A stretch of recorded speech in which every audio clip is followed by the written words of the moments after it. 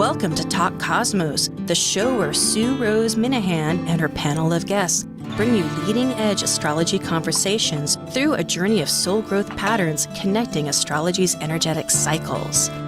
Get ready to understand your path in the cosmic roots of the stars.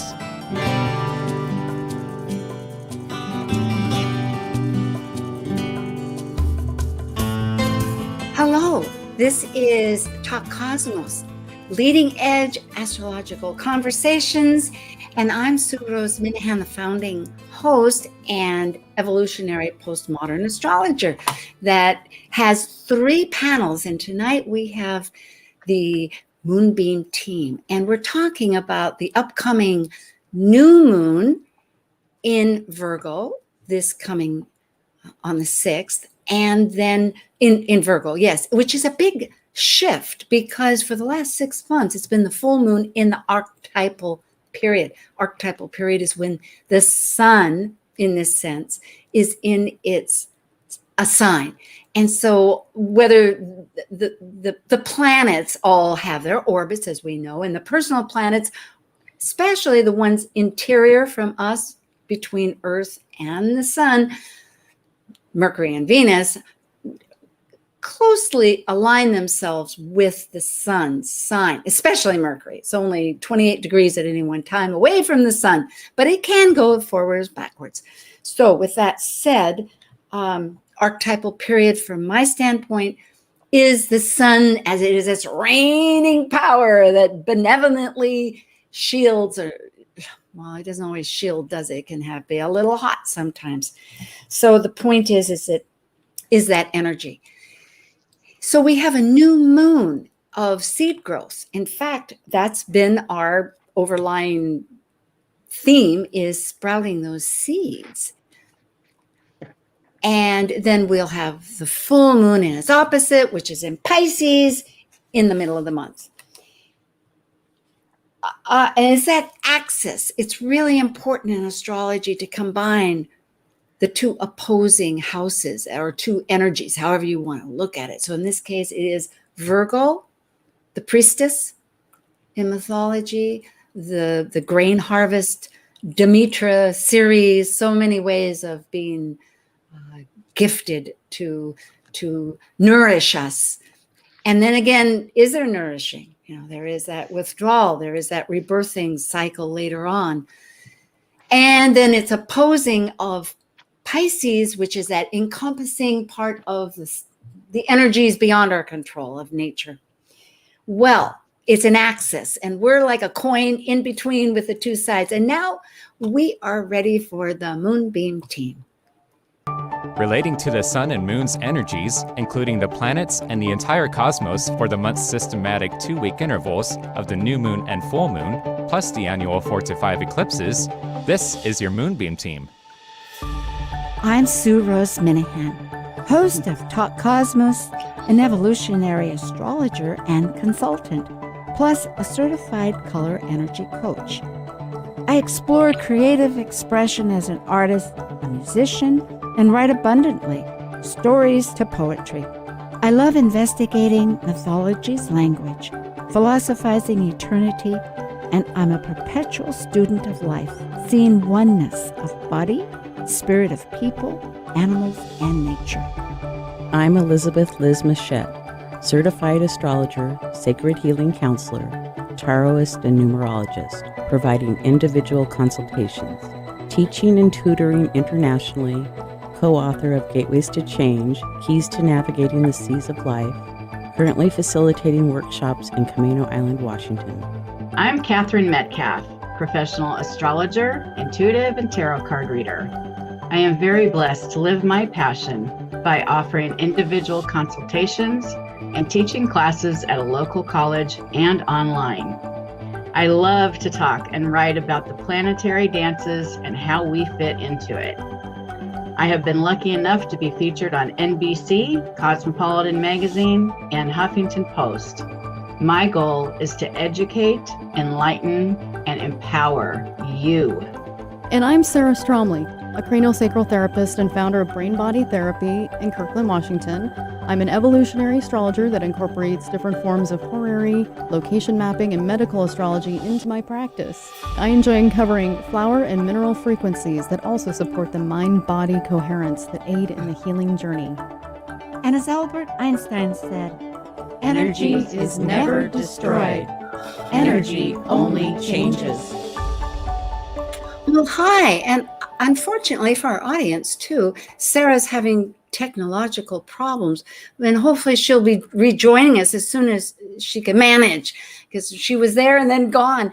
And really, as often in the past, we've said, what's the individual take on this whole process? And the response was chaos. And I must say, I definitely think that this uncertainty of change and chaotic, what's apparent with all the changes, is certainly a byproduct that we're experiencing. Just like, as I say, Sarah coming in and going out. Hopefully she'll flash in. So get prepared.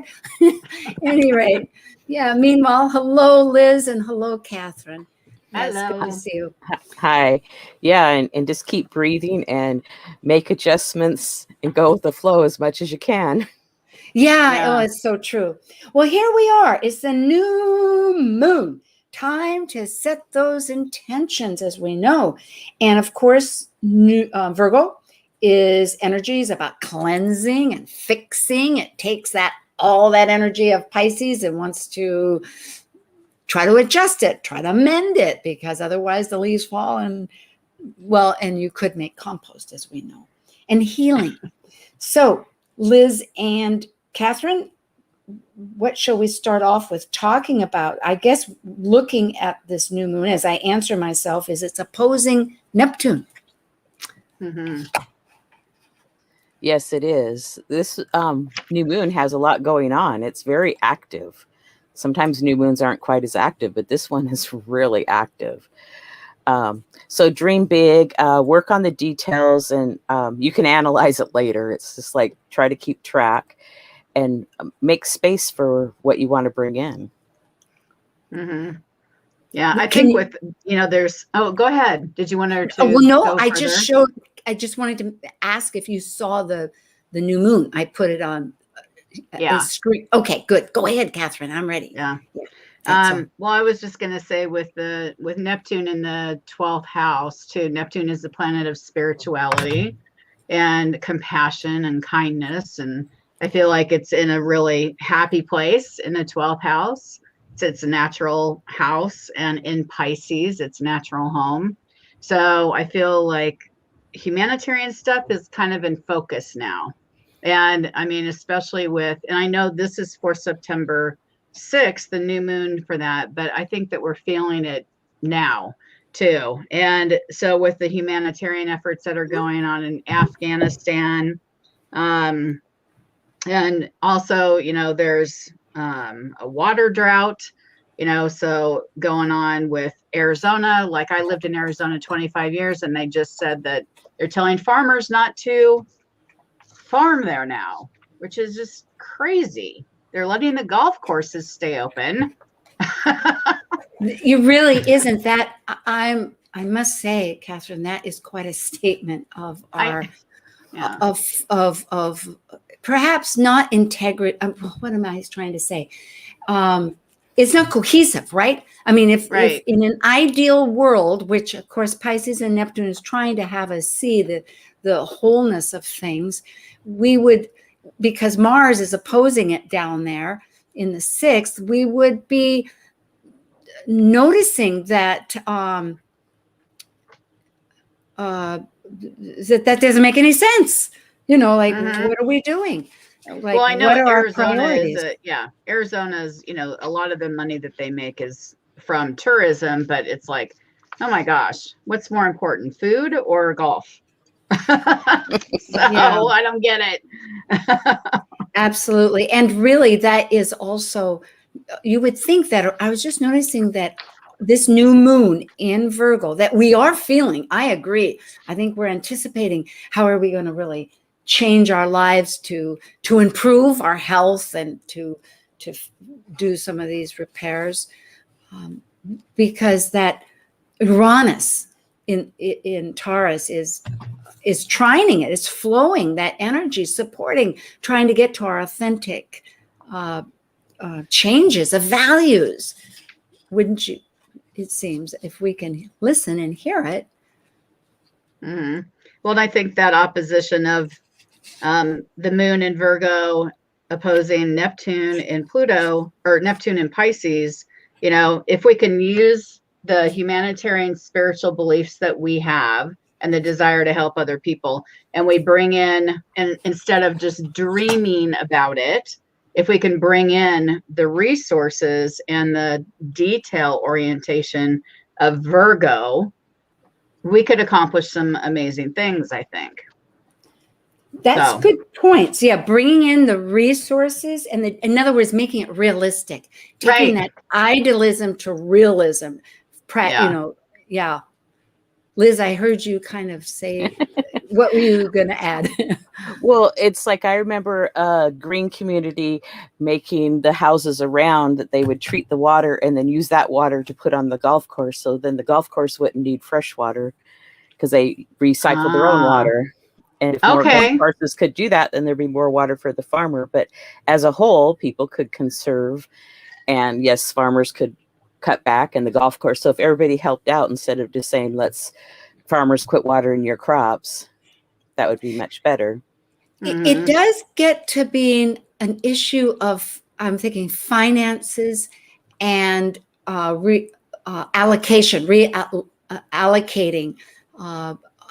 technologies and methods, right? And that does take some willingness to because there's always going to be a disruption when that is, I'm thinking to build that kind of technology. But the advantages, as always, I don't know at what point we're really going to recognize the necessity. Because another thing is that with this particular chart, Mercury, just like no, it's not. Never mind. Yeah. Well, anyway, 5 of the planets are retrograde of the 8th, and we have a couple of asteroids and Chiron also going retrograde. So we have all this retrograde energy. I always look at that lots of times as an internal process or things going on behind the scenes. And that'll start shifting big in October because we have several planets going to go direct in October. So start doing your work now because October is going to get busy. Yeah. That's very profound and needs to be considered, not to get overwhelmed with, as Neptune is, I think, opposing this, and we're wondering how can we fix these things that are in that, because it's in its own natural house. And this chart, of course, is for the East Coast, which represents the United States because our capital is there. I mean, we could, depending on where it was, it would be in a different house, but that's why it is in the 12th. Well, and at this new moon time, analyze your desires and what you've been doing, because it's a good time to, make our desires known, but reevaluate. Do I want to live where I'm living? Do I want to downsize, upsize, move closer to friends and family? Move somewhere where I've always desired to, because there's a lot of people moving right now. Once again, this is very true. I have a neighbor. We both moved last year, and now she and her daughter's family are moving back up to the Northwest in a different city, into Portland. But it's just indicative of how, in a sense, of reviewing and recalibrating. I always use that word recalibrate, but it seems to be quite effective in my thinking of improving what was maybe one good step, but needs further work. Yeah, 5 planets, all these planets that are retrograding, rethinking, restructuring, redesigning how we are wanting to transform, expanding, envisioning. I'm thinking of the code words for these planets, and which happens every year, right? We know that. but it's like a harvesting time, isn't it? In a sense, like harvesting to reharvest what we've. Yeah. And I feel like with, all this Virgo energy, Virgo to me is always, in the 5th and 6th house are highlighted here. And I feel like Virgo is always focused on health. So I think, with the new moon coming up on September 6th, there's like myself personally, I've been just completely exhausted lately. And I know I've talked to other people lately who have just been feeling the same way. So I'm really hopeful that with the new moon in September 6th in Virgo, that it'll be a burst of energy, or at least a commitment to, it's maybe a reminder to commit to our physical selves, and take good care of ourselves, make sure that we're eating healthy food and exercising and all that good stuff. So it's very profound. For those that are like the believers, it's an easy message. For those of us that wish that idealistically that was right, it's great to be on the team, but then when you walk away from the stand, like the game, it's like, well, what was that all about? It's so true. It's very, I've been hearing this idea of caring, self-care. I know in my own family, there's a inherited heart situation that both my sisters now are telling me about. And it's like, oh, holy criminy. Yeah, something to recognize. That you need to recognize and review. Yeah. And Mars, is conjunct it. So is conjunct the sun and the moon. So that's physical energy. So, I'm hopeful. I'm very hopeful with this, that it's going to be the kick in the butt that I need, that it will, push us forward into really, like you said, reviewing, acknowledging, reviewing, and refocusing on what can we do to take better care of our physical self. Yeah. Now I know if Sarah were here, she brings up the asteroids, which we all do, but I'm just thinking, because Hygeia is an asteroid. It's that what looks like the medical, but they're between all of it, so close in Virgo. And so, yes, this is distinctly about what feeds our health, and in opposition of awareness with the strategies or lack of strategies, or using that new strategy of maybe getting perceptions through our spiritual signs and information. And as Catherine brought up, it's the new moon in the 5th house. So focus on our children also as they're getting ready to go back to school, and some schools have started. So it's been in the news a lot of more children getting COVID, and how do they do this? So they're trying, but it's like a big focus. It's huge. It's huge. And I mean, there's like over 20,000 kids in Florida, that got it. I think it was that. And then there's also, I just read something today about, they did a track of a school in California where the teacher actually had not gotten the vaccine yet. And she got COVID, and she ended up giving it to 20 of her students or something, to a bunch of her students. And then her students got it, and they shared it with their family and their friends. So yeah, it's just, this variant is just so contagious, So yeah, and a lot of the states are starting to implement, requirements for teachers to have the vaccine. Well, when you look at this chart, you can see the energies that are trying to work in that area, because we have Pluto, which is a very slow moving planet at 24 degrees Capricorn still, that's also retrograde as one of the large 5 ones. And so it is in that area for the United States, at least on the East Coast, working to implement rules and regulation with the idea of hopefully protect, for empowering health, it's always quite controversial, is it not? Particularly with Saturn in still Aquarius, that isn't sure of how this disruption is really going to get best structured and stuff like that.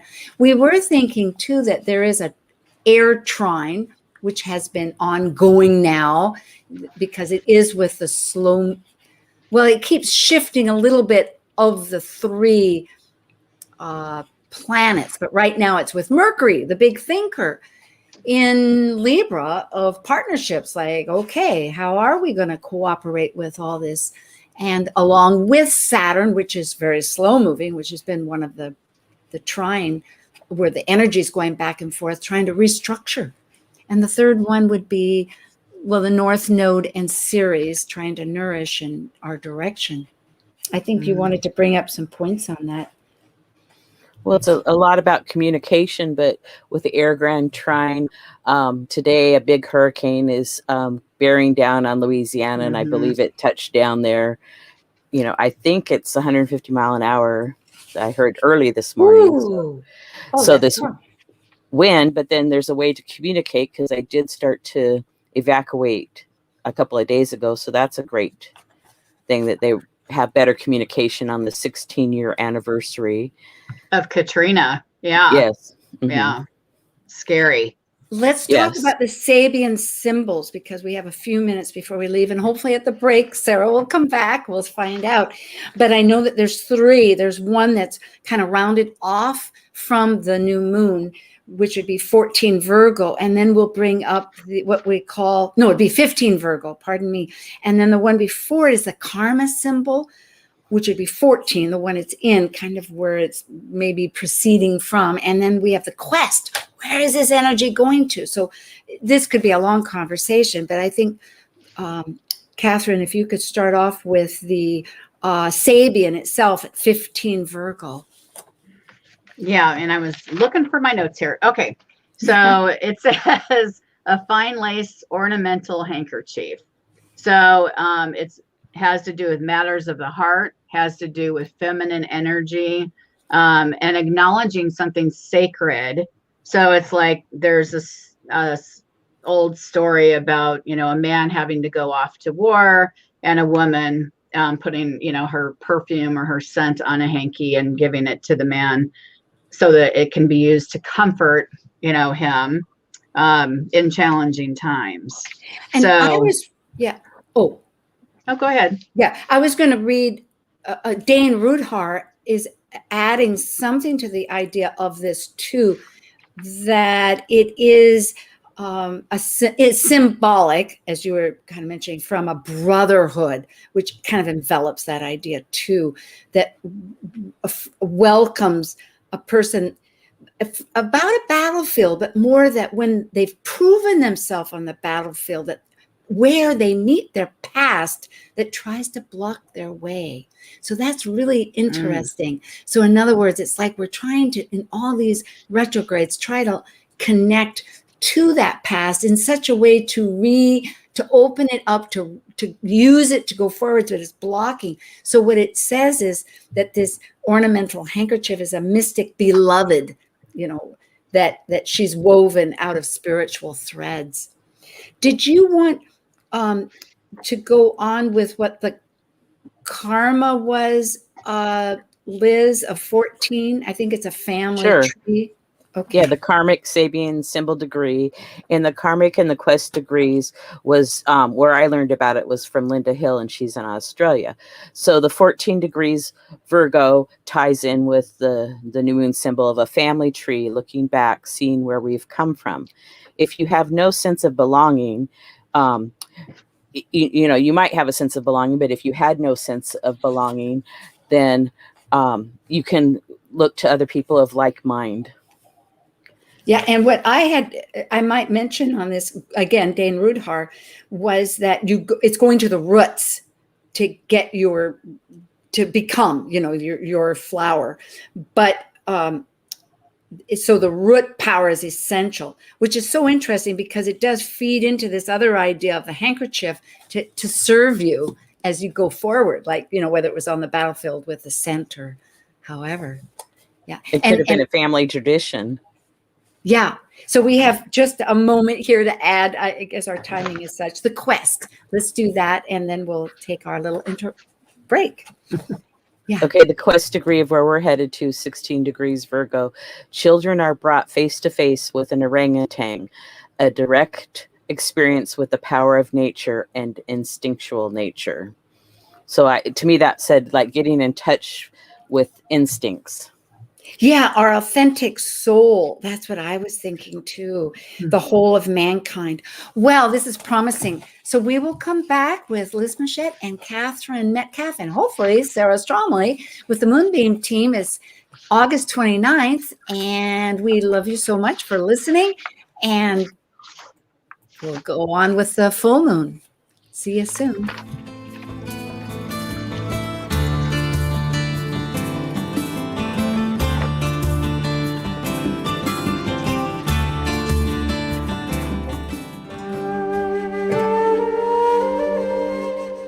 While we take a break from this week's edition of Talk Cosmos, let's take a look at this cycle's archetype.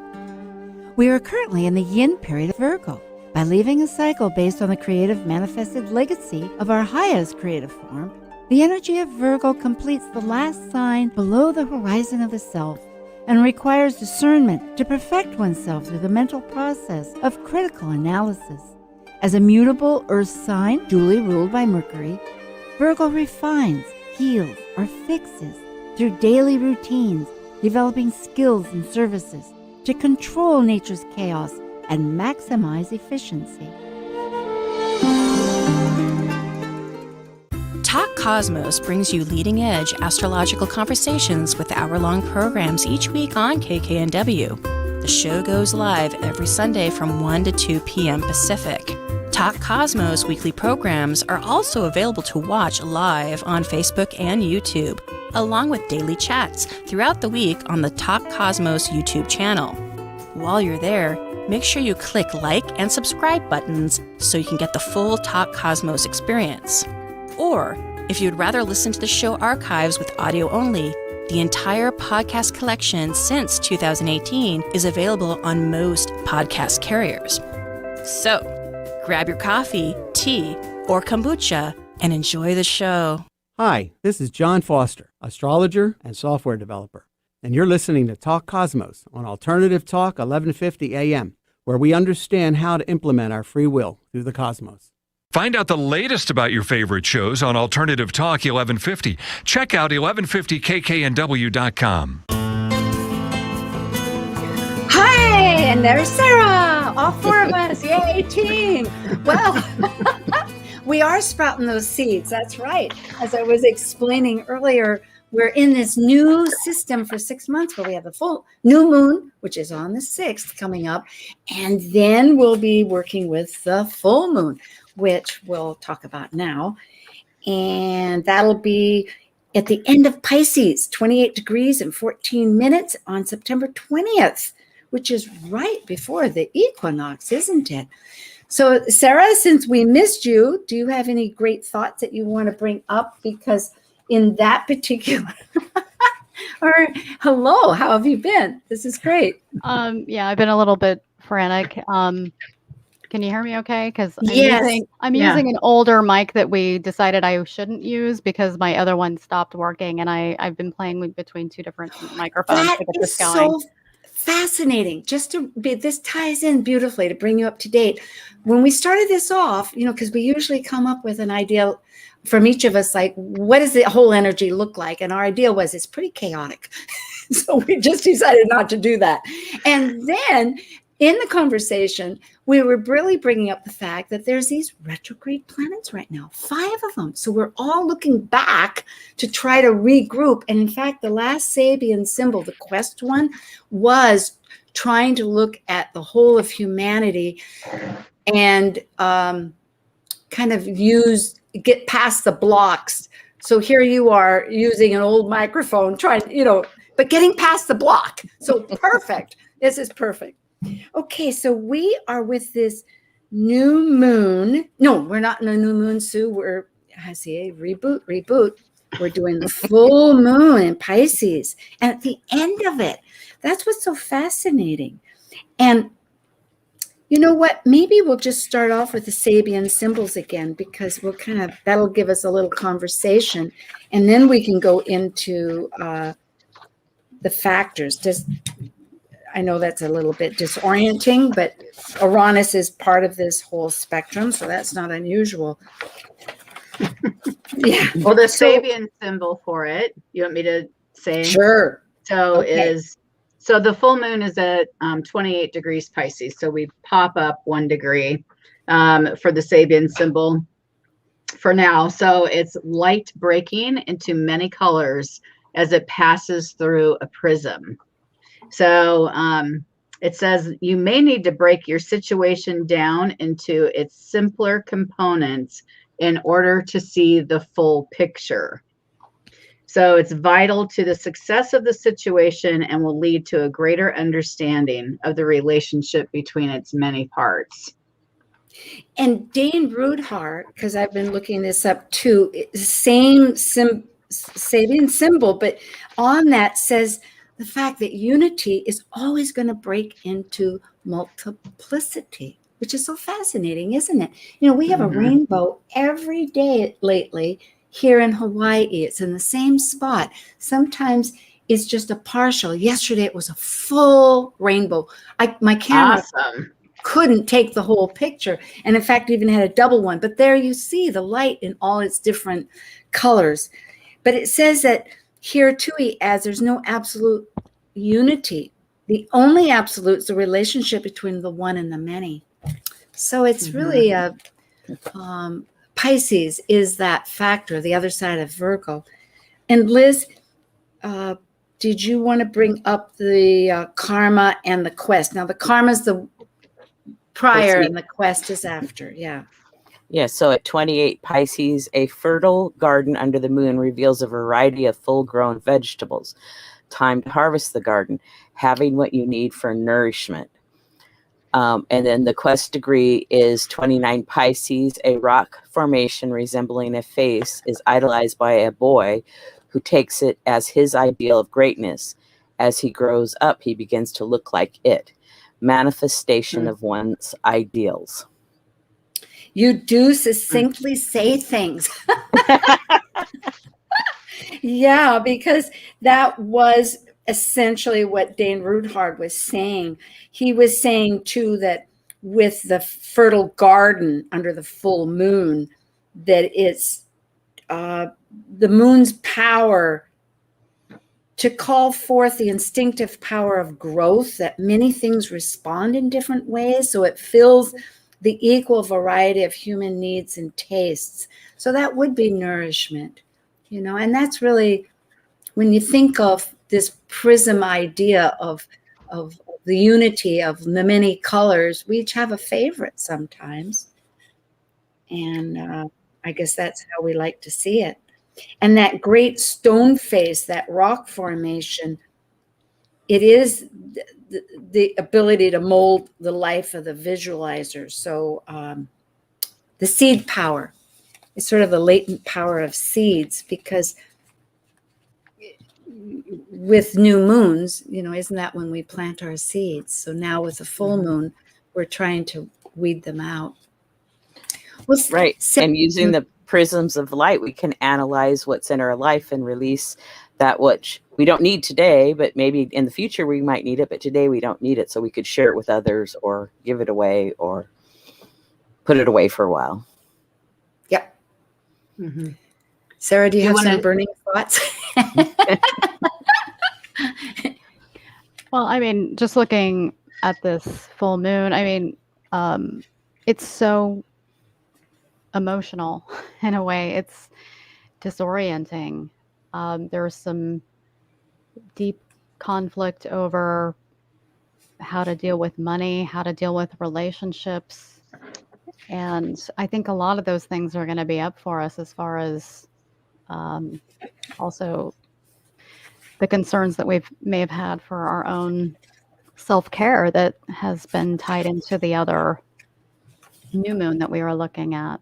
So do you want to pull the chart up, Sue? Okay, I will do that. You got it. Keep going though while I do this. And we still have an air grand trine, but Mars has taken Mercury's spot in Libra, and Saturn in Aquarius and North Node in Gemini. So I always think of Mars as the gas pedal and Saturn as the brakes. So there could be some chaos, or could be we could get whiplash.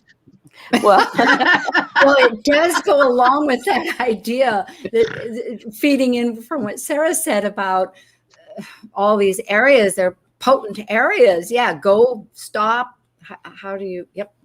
Right. Maybe you think you're making progress, and then all of a sudden you aren't, or it's shifting and changing. But there is communication happening, so that's a good thing.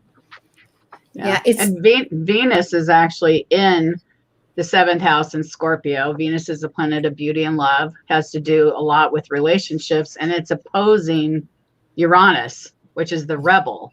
So, and brings about unexpected changes and disruption or great awakenings, right? I think it was an earlier talk where somebody was saying that through great emotional breakups, there's breakthroughs. And I was reviewing that thinking, oh gosh, it's so easy to see something in theory, but then to practice it is like, oh dear. Yeah. Wait for the breakthrough. Yep. Something that's been really pulling on my attention since late last night, and that I've been following, is the Hurricane Ida that's hitting New Orleans again. And I had to look at the chart for New Orleans. And yeah, they're going through some big stuff right now. They're with the New Orleans chart, they're having Saturn square Saturn, and it ties into that whole Saturn square Uranus, how the structures and everything that's going on. And Uranus is conjunct their Neptune. Neptune rules the oceans. Oh, wow. And so, I mean, there's so much. I could talk an hour about this one, but I will keep it succinct. That we're going to be. Yeah, there's just to me, a lot of the dialogue around this ties so much into how we're reaching these points of realization of the old model is unsustainable, and and really coming to terms with that. We have a love affair with this really eccentric city, this old, and it's a port city, so I know we're going to rebuild it, but how we rebuild it really needs to be called into question, because this ties into all the themes of global warming. We're having the oceans are rising. The ocean temperatures are increasing, which is causing the frequency and the intensity of more of these massive storms hitting coastlines.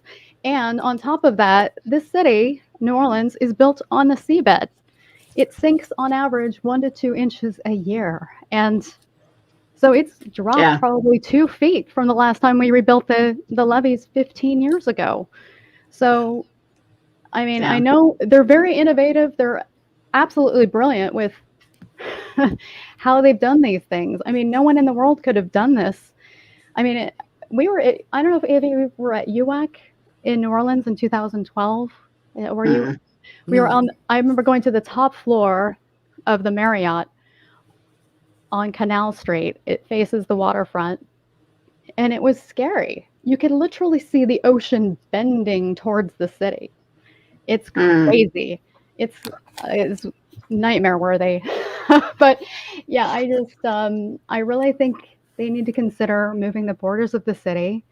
They need to really consider repurposing some of the land for better uses and rebuilding the wetlands that have been wiped out by that are going to help create a stronger barrier against future storms. Those are very good calls. And that really follows up with the full moon in the conversation. No, new moon. I'm sorry, I'm forgetting which is first and second here, so forgive me.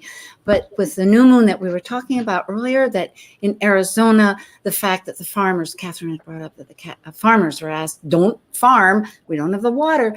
But because of the tourism, we can still have the Gulf watered, the fields, I mean, the grass, watered. But these words, I love it. Repurposing, that's exactly what's, in my estimation, that this planet of Uranus that's in the very middle at 15 degrees Taurus, which is a power point of a fixed sign, is demanding from us as it's retrograde. There's a little sound there, somebody, if you could pause. There's a little shuffle. Thanks. Okay. But so repurposing is so important, and moving the borders. Oh, I love that, of anything. That's Saturn in Uranus. It seems like, will we get the message? Yeah. Well, and they're anxiously awaiting to see of the improvements that they did make, how that works. Because they made improvements to the dikes and different things around New Orleans. So. Okay. But I'm thinking generally overall is but that's, yeah.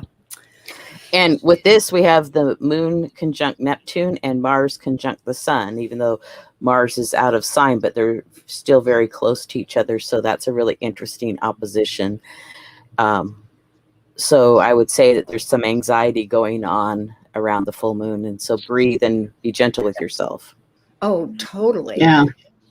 And we had talked about this the other day, too, that we actually should try and take the time to find the humor in all the craziness that we've been experiencing.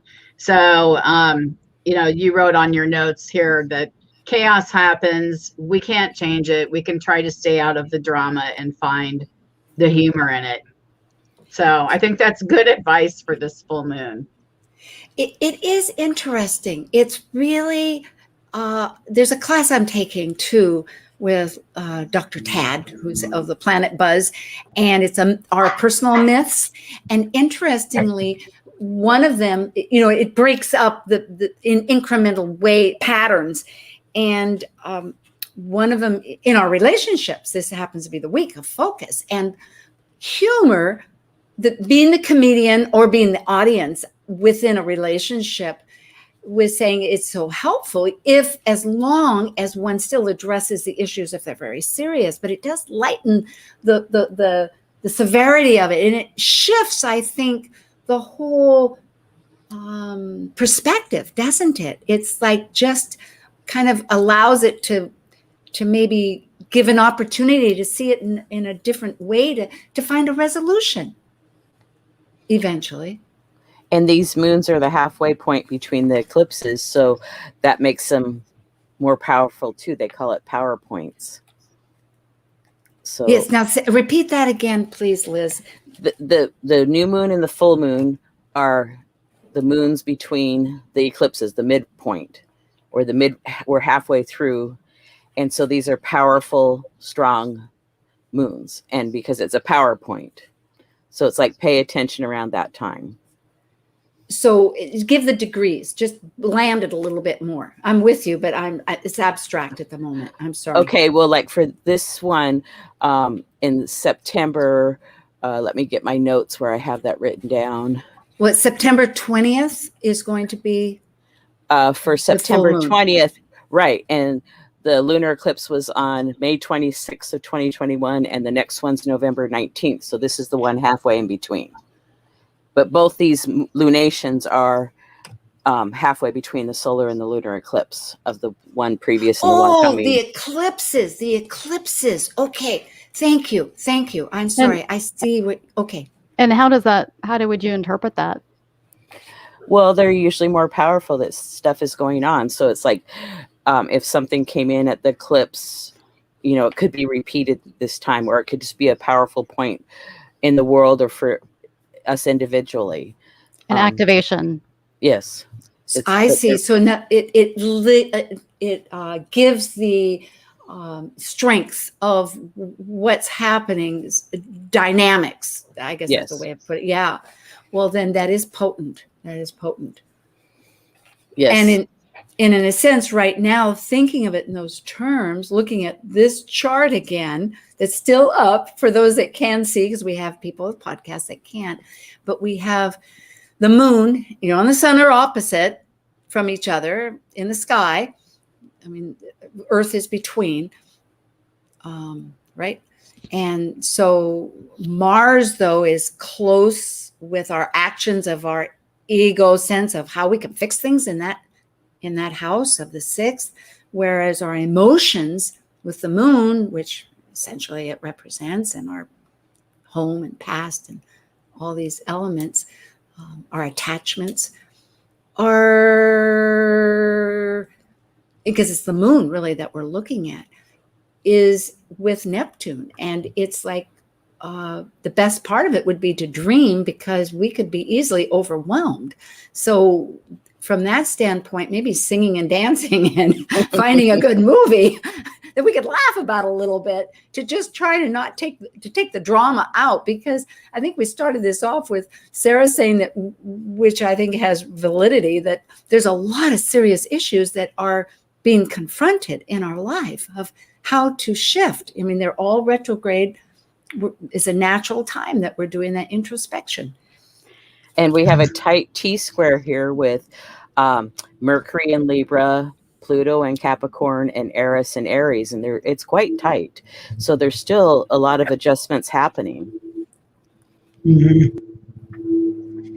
With Eris, okay, and I'm going to have you repeat that a little bit more, dear Liz, because you come up with really good things, and I'm one of these people that goes, okay, now further, please expand. Yeah. Well, Mercury's there in the 7th house at 27 or 23 degrees of Libra, and Pluto's in the 10th house at 24 Cap, and Eris is at 24 Aries.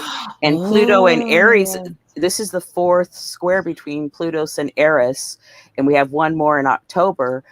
So it's like they're kind of adjusting. To me, it feels like some issues around women on one level, but issues for humanity in totality. And with Mercury there, it's like people are trying to come up with solutions. I would say that there's communication, but there hasn't been a solution yet.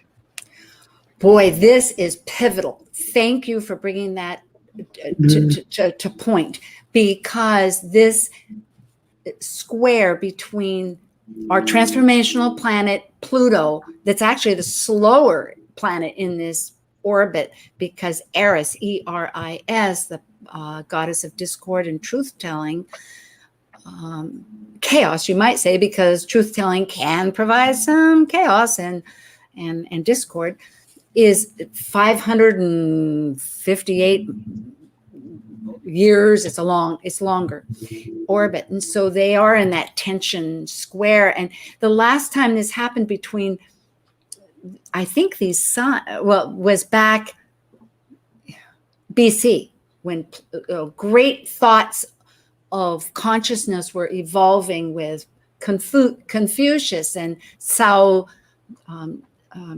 Lu. I can't, my tongue and my brain don't always connect. Forgive me, please.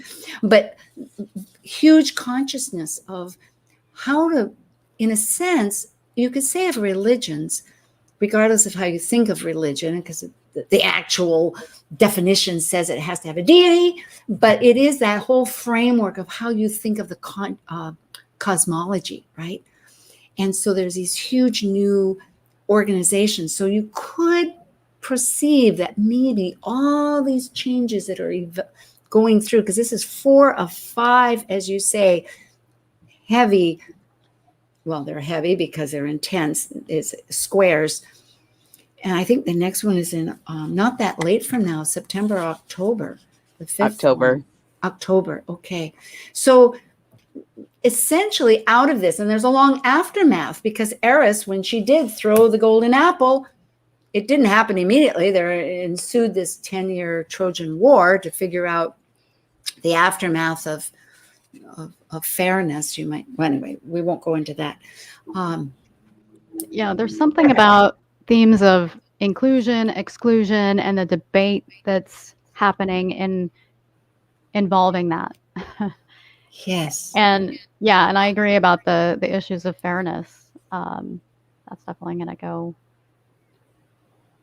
And this moon goes void, of course. It makes the full moon, and then it goes void, of course, immediately.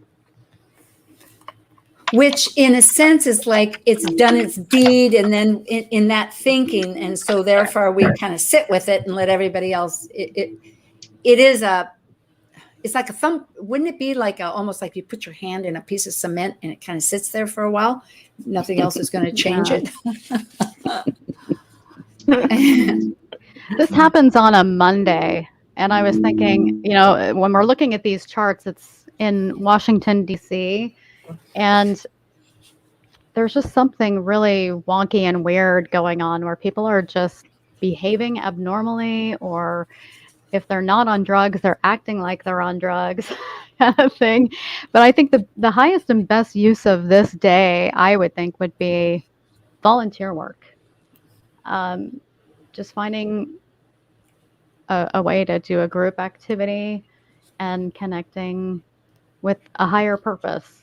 And, nothing brings you out of your pain more than recognizing and acknowledging other people are hurting more than you. Well, there's another byproduct of that idea, along with our humor, not to forget that, to bring up maybe within the co-partners as we're working. But the idea of manifestation, I've learned that the idea, you feel of the manifestation that you want. It's not just a thinking environment, but a feeling, embracing as though it's real.